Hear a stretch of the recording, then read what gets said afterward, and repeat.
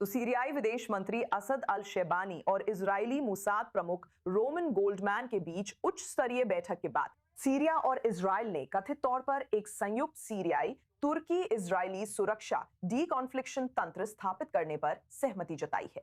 यह तंत्र अमेरिकी जॉर्डेनियाई निगरानी में संचालित होगा और इस पर उस समय सहमति बनी जब अल शेबानी जॉर्डन की राजधानी अम्मान में थे। तुर्की में अमेरिकी राजदूत और सीरिया के लिए विशेष दूत टॉम बेरिक, जिन्होंने अबू अल दुहूर एयरबेस पर इजरायली हमले की कड़ी आलोचना की थी, वो भी उस बैठक में शामिल हुए थे। और अधिक जानकारी के लिए हमारे साथ अब सीरियाई पत्रकार और फिल्म निर्माता ओमर अल मुख्तार जुड़े हुए हैं। ओमर, मुझे पता है कि अभी ये सिर्फ रिपोर्ट्स हैं, लेकिन आइए इस तंत्र, सीरिया, तुर्की और इजरायल के बारे में बात करते हैं। इससे जमीन पर असल में क्या बदलाव आएगा?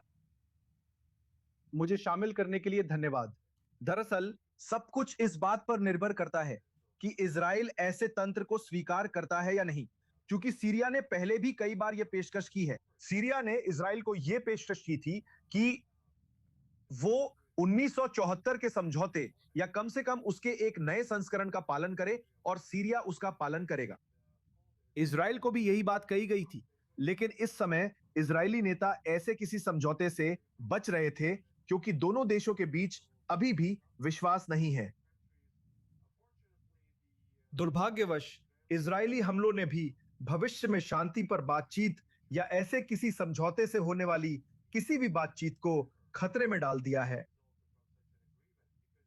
क्योंकि सीरिया वास्तव में इस समझौते से यही चाहता था कि इजराइल सीरिया के मामलों से दूर रहे और कुछ समय दिया जाए ताकि दोनों देशों के बीच विश्वास बनाया जा सके, जिससे हम अगले कदम की ओर बढ़ सकें और दोनों देशों के बीच स्थायी शांति की बात शुरू कर सकें।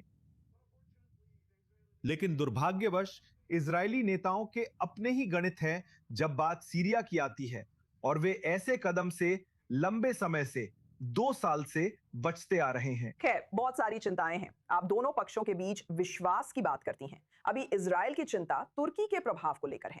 तो जब किसी भी तरह के डी कन्फ्लिक्शन मैकेनिज्म्स की बात आती है, क्या सीरिया सच में यह वादा कर सकता है कि तुर्की की सेनाएं या हथियार इजरायल के पास तैनात नहीं होंगे या कोई खतरा नहीं पैदा करेंगे?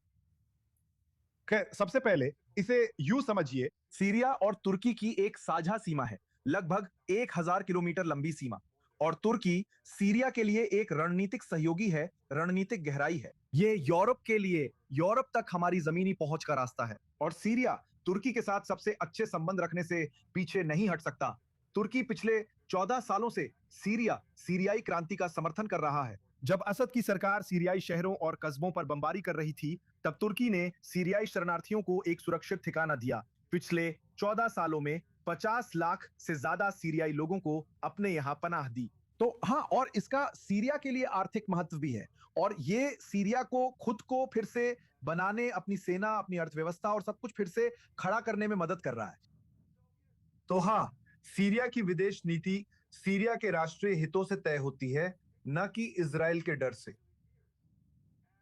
और इजराइल के बारे में सीरिया ने कई बार कहा है, राष्ट्रपति अहमद अल शरा से लेकर विदेश मंत्री तक ने कई बार कहा है, वार्ता और कूटनीति को जारी रखने की अनुमति दें। आइए हम बातचीत की मेज पर बैठें, आपकी सुरक्षा चिंताओं को संबोधित करें, और हम इसे संबोधित करने और परखने के लिए पूरी तरह तैयार हैं। यही सीरिया का इजराइल के प्रति आधिकारिक रुख है।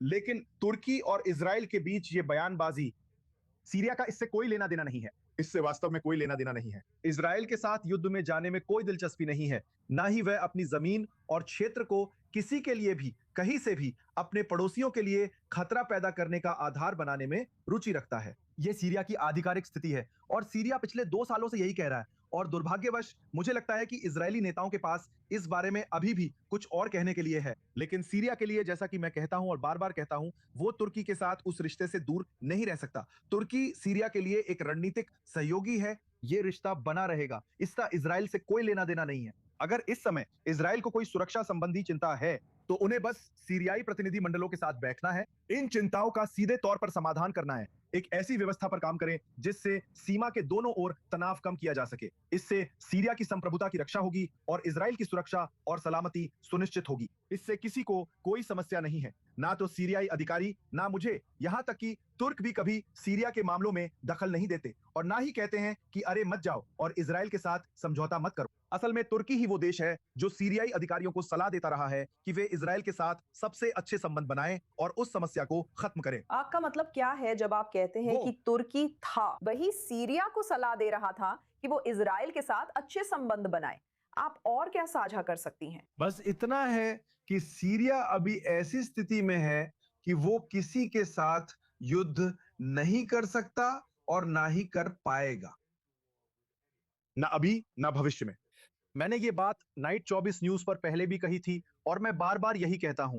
इस समय नया सीरियाई सिद्धांत है कि हमारे पड़ोसियों के साथ कोई समस्या ना हो। हम समस्याएं नहीं चाहते, हम युद्ध नहीं चाहते। हमेशा कोशिश करें कि कूटनीति के जरिए किसी भी मुद्दे को सुलझाया जाए, यहां तक कि उन लोगों के साथ भी जो आपके दुश्मन माने जाते हैं, यहां तक कि हिजबुल्ला के साथ भी। वैसे हमने कूटनीति के जरिए उसे सीरियाई सीमा से दूर करने की कोशिश की, सिर्फ युद्ध के जरिए नहीं। तो ये है नया सीरियाई सिद्धांत। सीरिया अपना पुनर्निर्माण करना चाहता है, वो युद्ध में जाने में रुचि नहीं रखता, बल्कि क्षेत्र में एक आर्थिक केंद्र बनना चाहता है। यही वो सिद्धांत है जो अहमद अल शरा लेकर आए थे और वैसे इजराइल का भी इसमें हिस्सा बनने का स्वागत है। लेकिन दुर्भाग्यवश इजरायली नेता सीरियाई सरकार से संपर्क करने और मदद की पेशकश करने के बजाय अपने लड़ाकू विमान भेजने और सीरिया पर हमला शुरू करने का फैसला करते हैं और यही समस्या है। ठीक है, हमें इंतजार करना होगा और देखना होगा कि इस रिपोर्टों में बताए गए नए टकराव निरोधक तंत्र से क्या निकलता है। उमार अल मुख्तार, आपके साथ होना और आपकी राय सुनना बहुत अच्छा लगा। इसके लिए धन्यवाद।